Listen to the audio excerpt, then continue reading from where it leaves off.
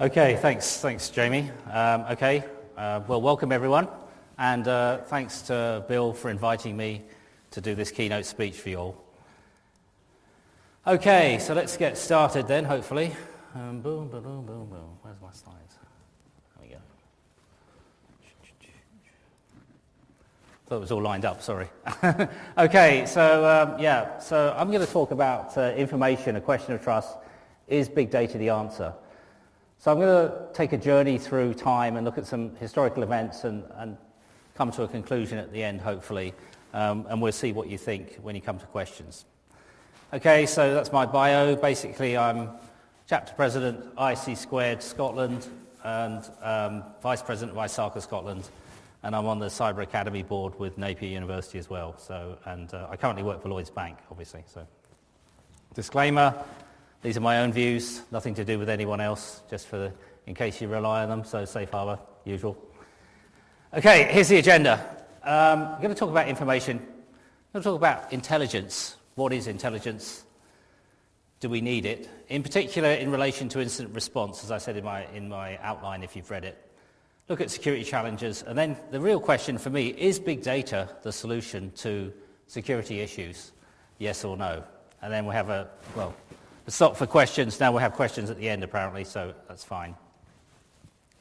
So let's take a step back in time. Of course, look at information. What's the main thing happening? We're seeing massive technological changes happening, right from the candle through to the light bulb. Interesting, of course, with the light bulb case is that we all know they could have created light bulbs which have lasted forever, but of course they would never have made any profit. So they deliberately created light bulbs which would fail. Which is an interesting angle. So even though there's massive innovation happening, sometimes business drives what's actually going to be happening. But in this case, we see that technology is evolving really, really rapidly. And the output of this is that, data, the volume of data that we have is incredible. In the last few years, we all know we've created more data in the last few years than we've created in the last 20. So it's all been enabled by technology. That's the point I'm going to get across with this slide. And I think we're into kind of this information overload world because we're all sitting there. Who's on Twitter? Put your hand up, right? Okay, who's on Twitter right now? Right, you should be listening to me. Okay, so let's look at this. So we've got a plethora of interconnected devices. Everybody's talking about mobile everywhere, and maybe we're heading into this what I call over-communication of information. We're just seeing far too much information. Information travels rapidly as well now. Because of the technological advances we see, if you post something on Twitter, it could be across the world in 2 minutes on all the Twitter servers. So we've got this overflow of information, and it's kind of addictive because remember the old days? In the old days, we used to have a thing called Tamagotchi. We used to have a little pet, which we used to try and keep alive. But now we're keeping ourselves alive with social media, right? So we're looking at social media constantly. I mean, when I'm on the train in the morning, everyone's on their phone. No one speaks to anyone anymore. It's kind of like London, and it's Edinburgh, so it's kind of strange. So really where I'm going with this is that I think we really need to look seriously about the amount of information that we're actually taking on board. And actually, on a more serious point, I've seen reports that school children are actually more depressed than ever. Now, interestingly, why is that the case? Is that because of the information overload, that they just can't handle this infinite feed of information? I don't know, but it's an interesting question. And then look at the effect of the speed of social media. So this was the announcement in the Daily Mail when there was going to be an announcement at the palace that something had happened. So everybody thought, oh no, God forbid, one of the royal family had died. But actually, it was just Prince Philip retiring. So the price of the pound dropped on the rumour that Prince Philip was retiring. Okay, so this is amazing, the direct effect of information in the real world. So rather than end with a Sun Tzu quote, I'm going to start with one. If we look at information and information warfare, which is really one of the aspects from a cybersecurity perspective we need to understand, read this little sentence here from Sun Tzu in The Art of War. Hence, when we're able to attack, we must seem unable. When using our forces, we must seem inactive. When we are near, we must make the enemy believe we're far. When far away, we must believe we are near. This quote directly applies to information warfare in the cyber sense, in terms of understanding how you can confuse your enemy about what your whereabouts are and how you can approach things. So it's an interesting thing and a theme you need to think about if you're thinking about information. Then we have, let's put the quote up here, from Carl von Clausewitz. And this is his definition of war, which every age has its own kind of war, with its own limiting conditions and own peculiar preconceptions. Really, he's saying here that actually as we move through time, we've now moved from a classical old-school warfare, where we'd have troops on the ground, gunboat diplomacy and that sort of thing, well, we're now into the kind of where cyber is a genuine part of any potential war campaign. Fortunately, we haven't got to the point where we're actually fighting cyber wars, really. There is a thing called the Tallinn Manual, which is the published rules of engagement for cyber warfare. Whether anybody observes it is another point, but it does exist.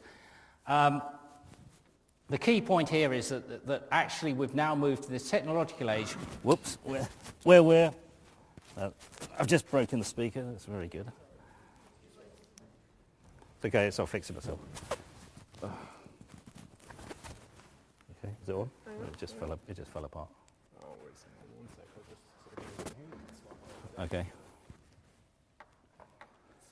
I managed to break a speaker, microphone already, so that's pretty good. Yeah, thanks. Okay, sorry about that. So really, where we are now is we're actually heading into, I believe, where cyber is an integral part of classic warfare. Although we're not actually fighting wars over cyber, even though we've got rules of engagement from the Tallinn Manual. So, does anyone recognize this video? I'll send the link in the references. Anyone? Okay, so let me tell you, it's basically, this was a fake detonation of a nuclear device in the Czech Republic in 2007. So interestingly, what they did here is they hacked one of the media outlets in the Czech Republic, and 50,000 people saw this and reacted to a fake detonation of a bomb. So they showed a video of a nuclear bomb exploding. Of course, the observant among you in the audience, you wouldn't have panicked because you would have noticed that the trees all stood up after the bomb went off. So we know that wasn't a real bomb, thank God. But it's an example of where a simple piece of information can cause actual real behavior. So a cyber piece of information can cause real behavior in the real world. Then let's go further back in history, and we look at, this is Operation Fortitude. Don't have a scanner, but if we look at this, so this was an attempt by the Allies to deceive the Germans into what we were about to do. And actually, if you look at the tactics here, this is the interesting part. If we look at the tactics, physical deception to mislead the enemy when non-existent units. Well, we can do that. We can create, in the cyber world, we can create fake IP addresses, fake devices to pretend we're doing things, to hide attacks. Controlled information leakage. Well, we've seen that sort of thing as well happening, where people may release information to try and distort the truth. Wireless traffic. So wireless traffic, obviously, we've seen this in the real world again with DDoS attacks, where DDoS is used as a primary attack vector, and then potentially the main attack vector is hidden in a secondary attack vector. So that's a possibility. And German agents through the Allies, double cross. False information. Well, false information is a great avenue for cyber, and one of the key attack vectors that you can use in the cyber world is to use false information. And finally, public presence of staff notable, moving people around, pretending, fake profiles in LinkedIn, pretending you've done something when you haven't done it. Again, all part of the cyber warfare. So actually, in my view, the historical tactics are still directly applicable in the cyber arena. So, different types of intelligence. Human intelligence, geo-intelligence, obviously geospatial intelligence, where we get information from. Open source intelligence, gathered from open source information.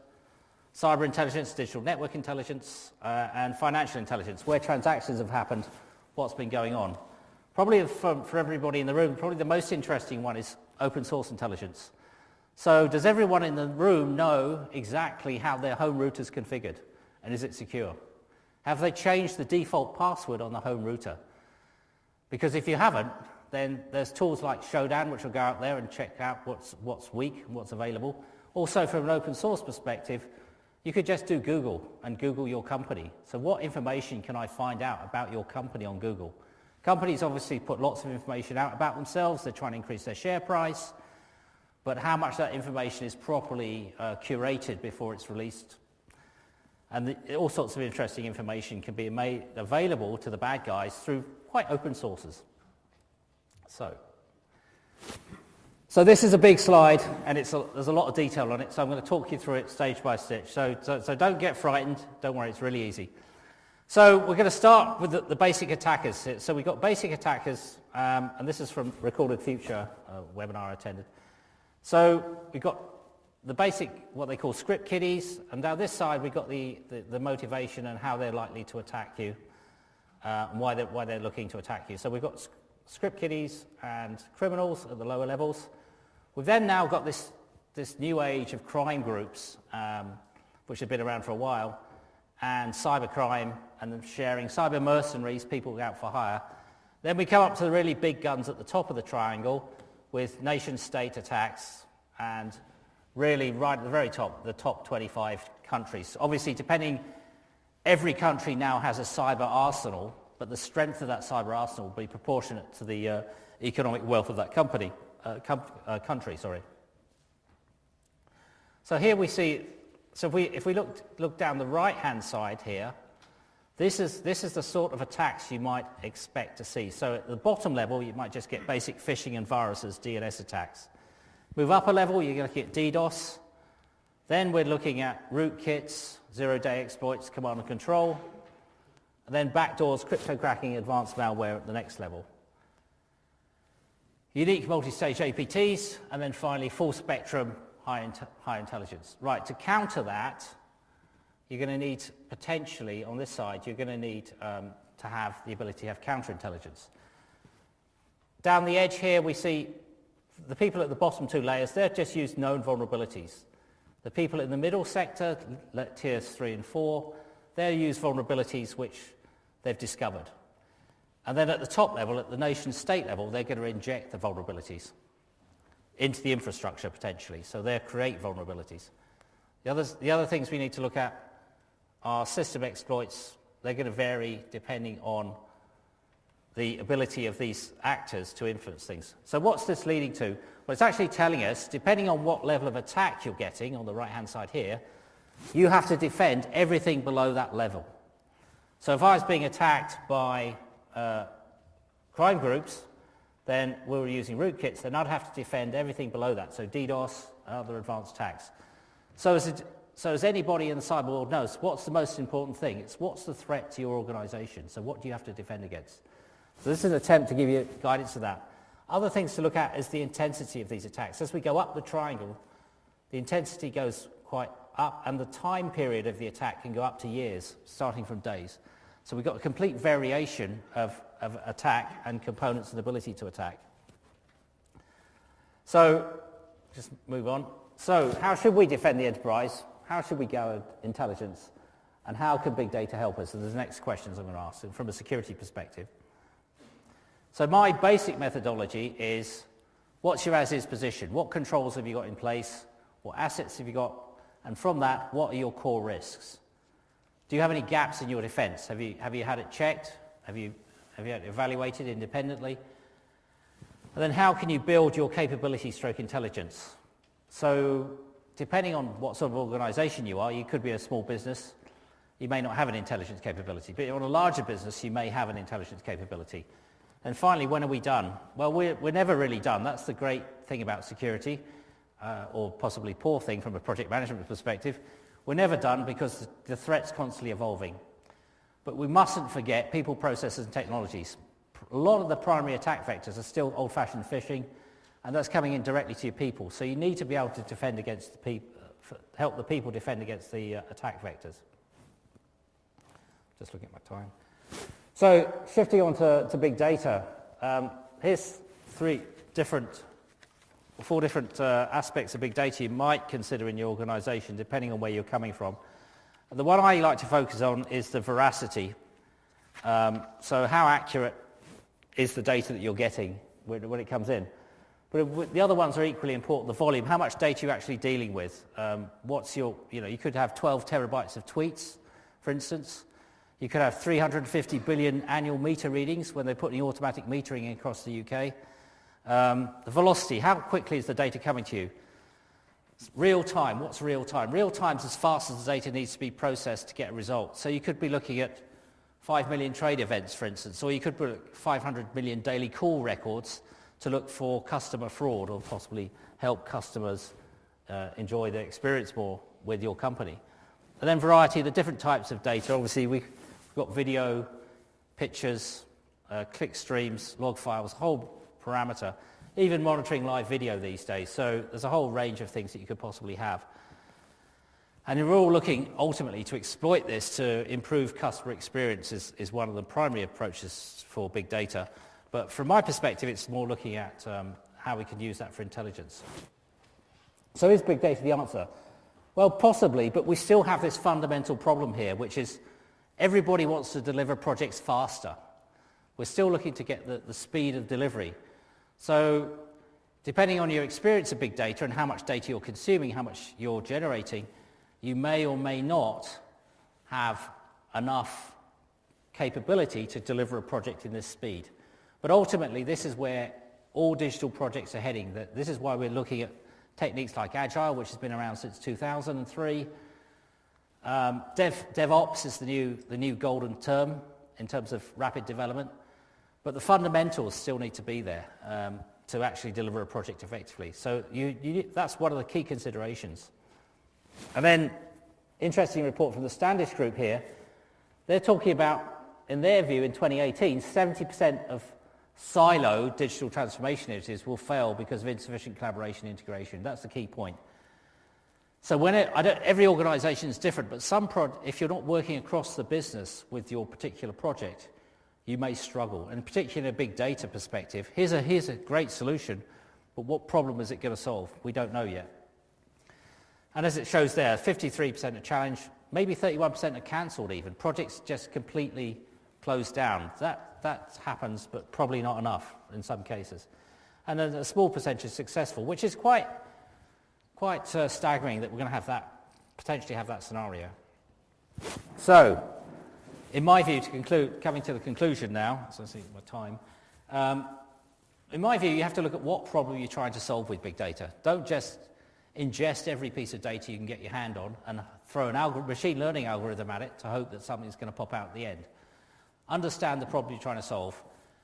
The ingestion problem itself may take your organisation a long time to get to a conclusion. So spend all your money getting all the data in, make sure it's true, and then you don't have any time to actually do anything with it.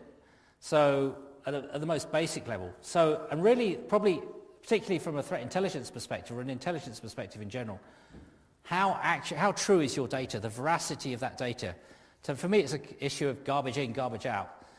So think of a snowball, right? I'm going to make a snowball. The moment I get a piece of dirt in my snowball, how hard is it, right, to make that snowball white again? Hard work, right, when you've been playing with your snowballs. So again, that's why you want to try and keep the data as pure as possible and really validate the data before it comes in, rather than sucking up petabytes of data without really understanding it. And then looking at integrating threat sharing where possible. Well, maybe you should be using using big data for threat sharing. Maybe you shouldn't. I think it's depending on, you need to look at your scenario, what data sources you've got, how much data you've actually got, whether that's a valid approach for you.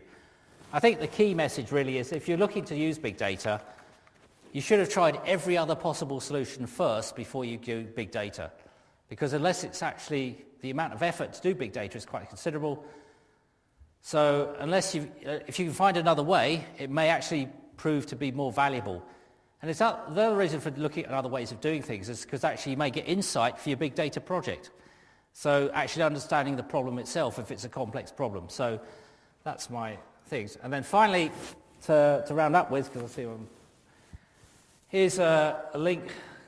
Elon Musk's Neuralink wants to turn cloud-based AI into the extension of our brains. Well, this is a really interesting concept from TechCrunch, the reference here.